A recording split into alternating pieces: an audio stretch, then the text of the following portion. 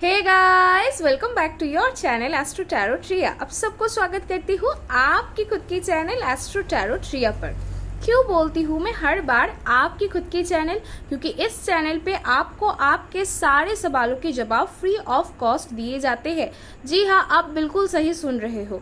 आप किसी एस्ट्रोलॉजर के पास जिस भी कारण से जाते हो कि आपकी करियर कैसी रहेगी, आपको गवर्नमेंट जॉब मिलेगी या नहीं, कब तक मिलेगी, आपकी शादी कब होगी, लव मैरिज होगी या अरेंज मैरिज होगी, आप कब कंसीव कर पाओगे, ऐसे जितने सारे आपके मन में सवाल है किसी भी रिगार्डिंग, आप मुझे सिर्फ कमेंट सेक्शन में अपनी क्वेश्चन को लिखिए। मैं खुद उस क्वेश्चन को पढ़ती हूँ, फिर मैं उस क्वेश्चन को अपने जो रजिस्टर है उसमें रजिस्टर कर लेती हूँ। क्वेश्चन करने के बाद आपको एटलीस्ट 10 to 15 डेज वेट करना पड़ सकता है। हो सकता है कि वो 1 मंथ भी हो जाए, क्योंकि अभी बहुत सारे कमेंट्स आ रहे हैं। और सच में आप बिल्कुल सही सुन रहे हो, आपके सारे सवालों के जवाब फ्री ऑफ कॉस्ट मिलते हैं। आप बिल्कुल सही सुन रहे हो। अच्छा, अगर आपको वैदिक से जानना है तो आपको date of birth, time of birth, place of birth और अपना क्वेश्चन लिखना है। और अगर टैरो रीडिंग चाहिए तो सिर्फ नाम और सिर्फ क्वेश्चन डालने से भी हो जाएगा। आज की जो वीडियो है, आज कोई टैरो रीडिंग मैं नहीं करूँगी। आज कल की जो वीडियो थी कि लॉ ऑफ अट्रैक्शन को यूज़ करके आप अपनी लाइफ में कैसे चीज़ों को अचीव कर पाओगे, उसके ऊपर वीडियो है। अच्छा, लॉ ऑफ अट्रैक्शन आप किस किस चीज़ मतलब कहाँ पे आप इस्तेमाल नहीं कर सकते हो, वो मैंने कल वाली वीडियो पे बता दिया है। कल थोड़ी सी टेक्निकल एरर के कारण मेरी वीडियो रुक गई और फिर मैं उसको फिर से मैं रिकॉर्ड नहीं कर पाई, इसलिए थोड़ा सा प्रॉब्लम हो गया। वो वीडियो थोड़ा सा इनकम्प्लीट रह गया, पर मैंने उसको फिर भी अपलोड कर दिया, क्योंकि ये मेरी ही फैमिली है तो मेरे फैमिली वाले समझेंगे चीज़ों को कि कुछ ना कुछ प्रॉब्लम रही होगी। आज वहीं से मैं मेरी जो रेस्ट ऑफ द पार्ट है मैं वहीं से स्टार्ट कर रही हूँ कि देखिए लॉ ऑफ अट्रैक्शन होती क्या है। चीज़ों को मैं 2 पार्ट्स में डिवाइड करके आपको समझाऊंगी कि लॉ ऑफ अट्रैक्शन है क्या। लॉ ऑफ अट्रैक्शन मतलब कि आप अपने लाइफ में जिस भी चीज़ को, कोई पर्सन हो, कोई जॉब हो, कोई गोल्डन अपॉर्चुनिटी हो, कुछ भी, एक अच्छी हाउस हो, एक लग्जरियस लाइफ हो, जो भी चीज़ को आप अट्रैक्ट करना चाहते हो अपने लाइफ में, उसको अपने लाइफ में अट्रैक्ट करने की लॉज मतलब रूल्स क्या है, क्या करना पड़ेगा आपको, कैसे आप कुछ भी चीज़ को अट्रैक्ट करोगे। तो लॉ ऑफ अट्रैक्शन क्या इतनी आसान है मैम, आपने बता दिया और ऐसे ही हो जाएगा? नहीं।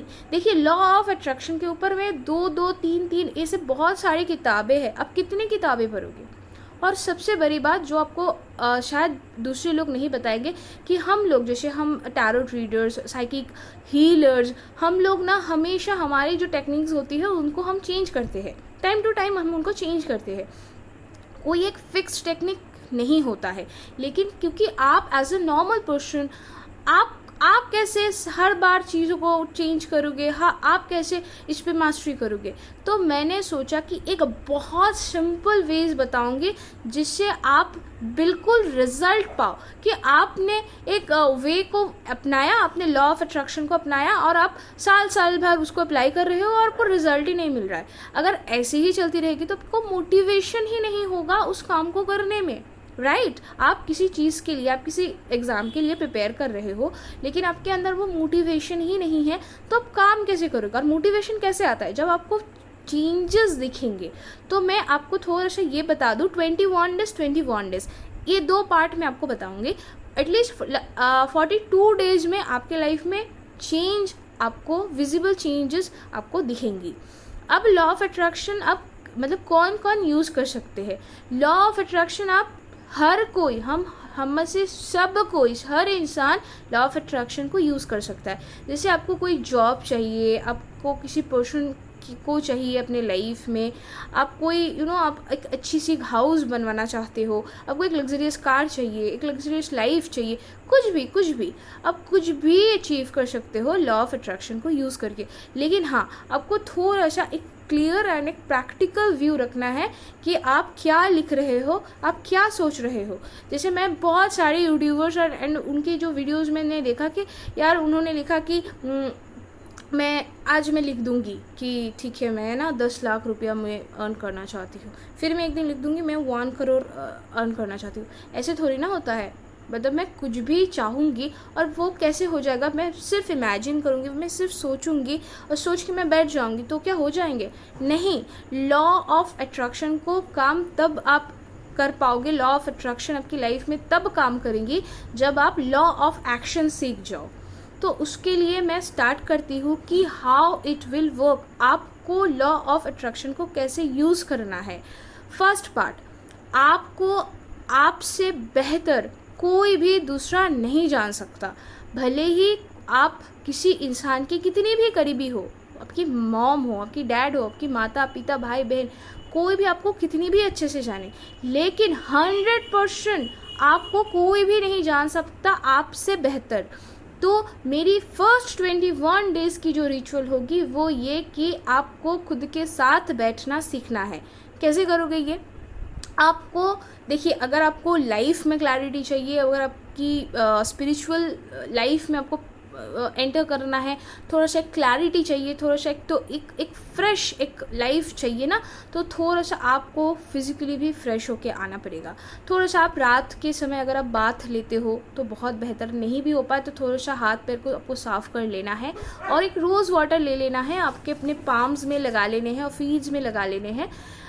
और अगर ऐसा भी हो कि अभी तो थोड़े थोड़े कुछ कैंडल्स भी मिलते हैं, रोज़ मेरी कैंडल्स एंड ऑल, अगर आप उसको इस्तेमाल कर पाओ तो कर सकते हो। हाँ, लेकिन परफ्यूम्स नहीं इस्तेमाल करनी है आपको। थोड़ा सा यही सबसे सिंपलेस्ट वे तो यही है कि आप सिर्फ रोज़ वाटर ही इस्तेमाल करें, और उससे क्या होगा कि आपकी जो माइंड है थोड़ा सा इन्हांस हो जाते हैं, उसकी जो थोड़ी सी जो हल्की जो स्मेल होती है रोज़ वाटर की, तो उससे आपकी जो माइंड है थोड़ा सा रिलैक्स्ड हो जाते हैं। फिर आपको क्या करना है, किसी ऐसी जगह पे जाके बैठना है जहाँ पे अच्छा वहाँ पे आपको फ़ोन, लैपटॉप्स, कोई भी गैजेट वगैरह कुछ भी लेके नहीं जाना है, किसी पर्सन के साथ नहीं जाना है, अकेले बैठना है अपने साथ, भले ही 5 मिनट के लिए ही हो, लेकिन सिर्फ और सिर्फ आपको अपने साथ बैठना है। बैठने के बाद आपको आपके लाइफ की कुछ भी प्रॉब्लम है, जो भी चीज़, जो भी प्रॉब्लम्स है, जो भी आपको चाहिए वो आप अपने आप को बताइए। जी हाँ, जैसे मैं आपसे भी बात कर रही हूँ ना, ऐसे ही आप अपने आप से बात करिए। बिल्कुल सही सुन रहे हो, यही करिए कि मुझे ये प्रॉब्लम हो रहा है, मुझे इससे तकलीफ़ होती है, या फिर मुझे ये चाहिए।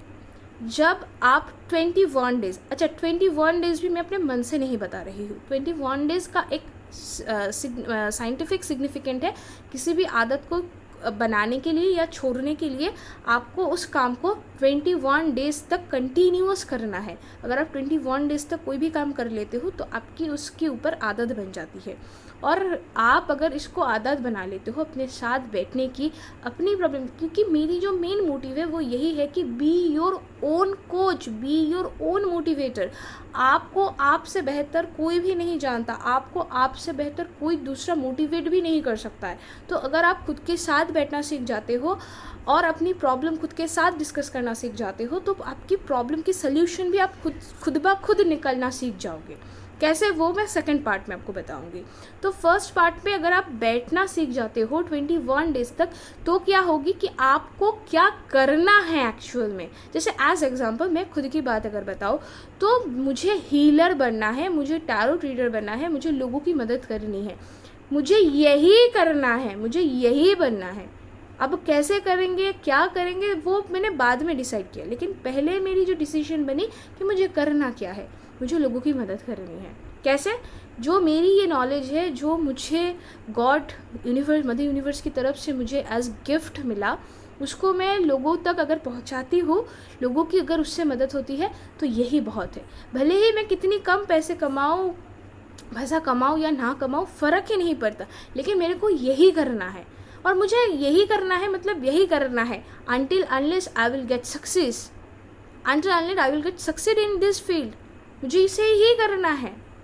अब कैसे करना है, तब फिर उसके बाद आया कि ठीक है चलिए यूट्यूब करते हैं, ठीक है चलिए अब एस्ट्रोसेज पे भी हम हैं, वहाँ से भी लोग मेरे को पहचान जाएंगे, वहाँ से भी मेरी अर्निंग्स आ जाएगी। अर्निंग्स का बात है ही नहीं, ठीक है, पैसे उतने मैटर करेंगे नहीं। अगर आपके पास एक क्लियर व्यू हो जाएगी ना कि आपको करना क्या है, फिर अब 21 डेज़ तक अपने खुद के साथ बैठना सीख लिया, अपनी अपनी प्रॉब्लम को एनालिसिस कर लिया, आपको क्या लाइफ में चाहिए वो आपके पास है। अब आपके पास आपकी डेस्टिनी है, आपको कहाँ जाना है, ठीक है। आपके पास डेस्टिनी है। अब रास्ते डिसाइड करना खाली बाकी है कि किस वे में जाएंगे। जैसे मान लीजिए मैं ये भी कोलकाता में हूँ और मेरे को बैंगलोर जाना है।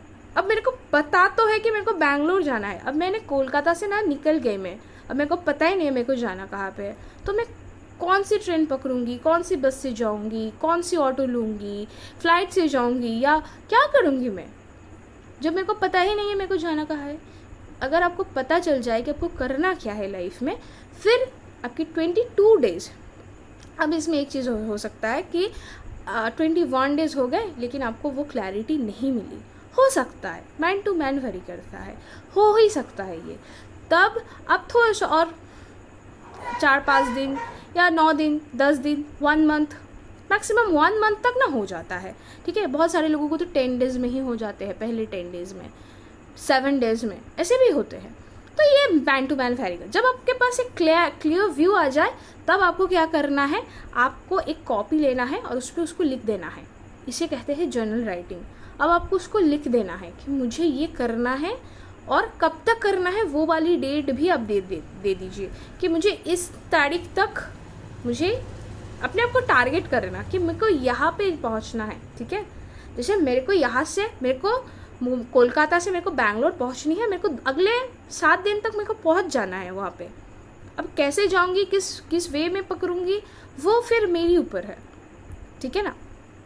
तो अब हो गया। अब 22 मैं पकड़ के चल रही हूँ कि 21 डेज़ में ही हमारी रियलाइजेशन ख़त्म हो गई, मेरे पास क्लैरिटी आ गई। अब 22 डेज से हमको क्या करना है, एक्शंस लेने हैं, काम करना है, लॉ ऑफ एक्शन, काम करिए 24/7। माइंड में अपने प्रोग्रामिंग बनाइए, अपने प्लान्स बनाइए, उसको एग्जीक्यूट करिए, काम करिए, उसके ऊपर कंटिन्यूअस काम करिए, ठीक है। ऐसा नहीं है कि मैंने बनना है, मैंने IAS बनना है और मैं बस ये सोच रही हूँ मेरे को IAS बनना है, लेकिन मैं उसके लिए पढ़ाई नहीं कर रही हूँ, मैं उसके लिए एक्शंस नहीं ले रही हूँ, तो मैं IAS नहीं बनूँगी। ये नहीं है लॉ ऑफ अट्रैक्शन। गलत बोलते हैं लोग, आपको झूठ बोलते हैं कि सिर्फ माइंड में सोचिए और आप बन जाओगे। नहीं, सिर्फ सोचने से नहीं बनोगे, काम करने से बनोगे, एक्शन से बनोगे।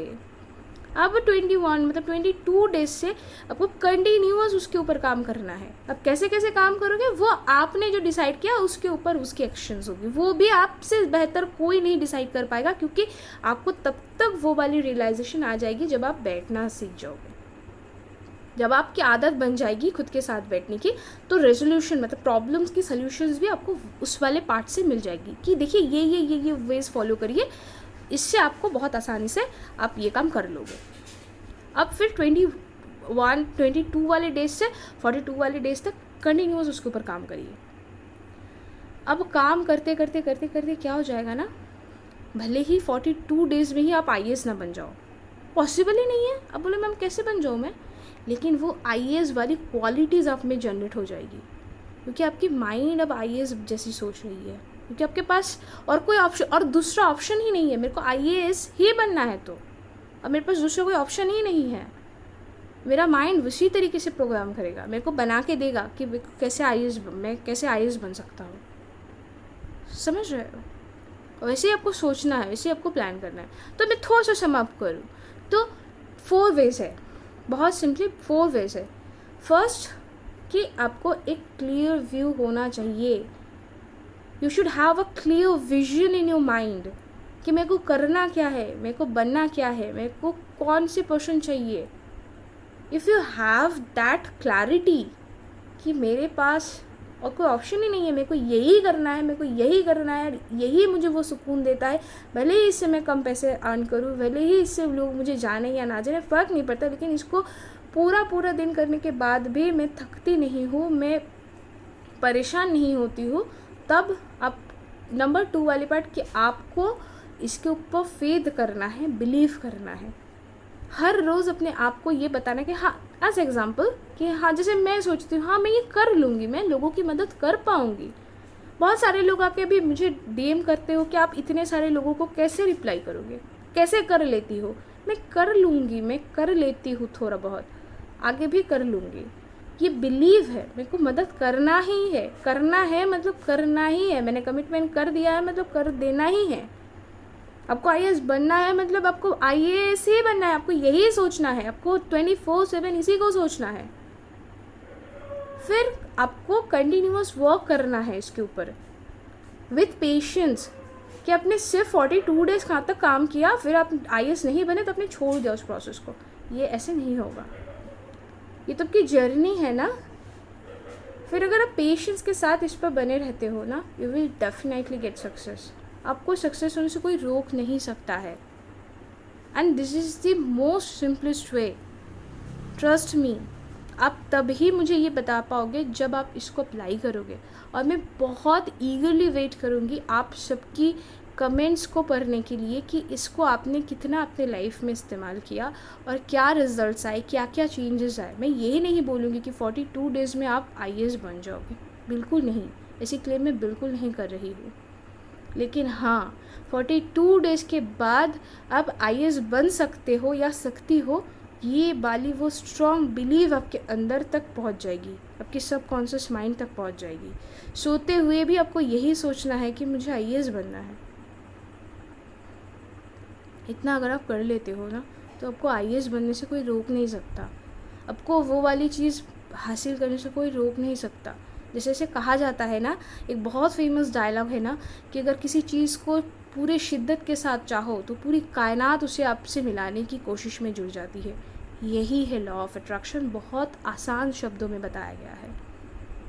ठीक है, तो आशा करती हूँ कि मेरी इस वीडियो से आपको थोड़ी बहुत भी मदद मिली होगी। अगर थोड़ी सी भी मदद मिली तो प्लीज़ मुझे, आपकी अगर कोई और क्वेश्चंस है और कुछ आपको जानना है इसके ऊपर, तो मैं इसके ऊपर और दूसरी वीडियोस भी मैं बिल्कुल लाऊंगी। और साथ ही साथ आपके सवालों के जवाब, जैसे आज एक क्वेश्चन मैं लूँगी वीएम वैष्णवी जी की। ठीक है, उनकी जो डेट ऑफ बर्थ है 23 फरवरी 1972, 7:57 AM टाइम, एंड मुंबई उनकी बर्थ प्लेस है। She is a single mother and she is suffering from financial crisis, क्योंकि उन्होंने बहुत सारी पैसे उनकी लॉस हो चुका है उनकी बिज़नेस में। तो देखिए मैम, आपकी जो ज़ोडिएक साइन है वो है टॉरस, और एक्वेरियस आपकी जो लगना है, ठीक है, आपकी जो लगना है वो है कुंभ लगन, राशि जो है वृषभ राशि। डोंट वरी मैम, आपकी बहुत सारी लॉसेस हुए हैं वो मेरे को पता है, और आगे भी शायद अभी आने वाले टाइम पे और थोड़ी सी आपकी स्ट्रगल बढ़ेगी। नेक्स्ट ईयर 24 मई के बाद हो सकता है कि आपकी एक्सपेंसेस और ज़्यादा बढ़ेंगे, एंड एज वेल एज आपकी चेंज ऑफ प्लेस भी हो सकती है। लेकिन 7 अप्रैल 27 के बाद you will get a stable life, आपको एक स्टेबल लाइफ मिलेगी। और आपकी, क्योंकि उस टाइम पे आपकी जुपिटर की दशा अंतर्दशा स्टार्ट होगी, और Jupiter is in placed in your 11th house, तो उस पीरियड ऑफ टाइम पे आपको आपकी जितने भी आपने भी स्ट्रगल किया, जो भी आपके जो कर्माज है, फ्रूट ऑफ कर्माज उस पीरियड ऑफ टाइम पे आपको मिलेंगे। 7 अप्रैल 27 के बाद आपको लगेगा कि अभी तो 4 साल और है, 4 साल नहीं है, लगभग 3.5 साल है। लेकिन हाँ, ये 3.5 साल थोड़ा सा आपको और थोड़ा सा मेहनत करनी पड़ेगी, क्योंकि इसके बाद नेक्स्ट ईयर मई के बाद आपकी राहु की दशा स्टार्ट होगी, अंतर्दशा। उसमें भी शायद आपकी फॉरेन विजिट्स होगी, आपको आपकी लाइफ मतलब थोड़ी सी चेंज ऑफ प्लेस हो सकती है, थोड़ा सा लाइफ में चेंजेस हो सकते हैं, या फिर ऐसा भी हो सकता है कि आपके एक्सपेंसेस बढ़ जाए अचानक से। So be prepare for this things, लेकिन you will get success, you will get a stable life after 7 April 27। ठीक है, आई होप कि मेरी इस एनालिसिस से आपको मदद मिली होगी। मदद मिले तो प्लीज़ प्लीज़ प्लीज़ मुझे कमेंट सेक्शन में बिल्कुल बताना। ठीक है, मिलते हैं नेक्स्ट वीडियो पे, तब तक के लिए मुझे दीजिए इजाज़त। जय जगन्नाथ।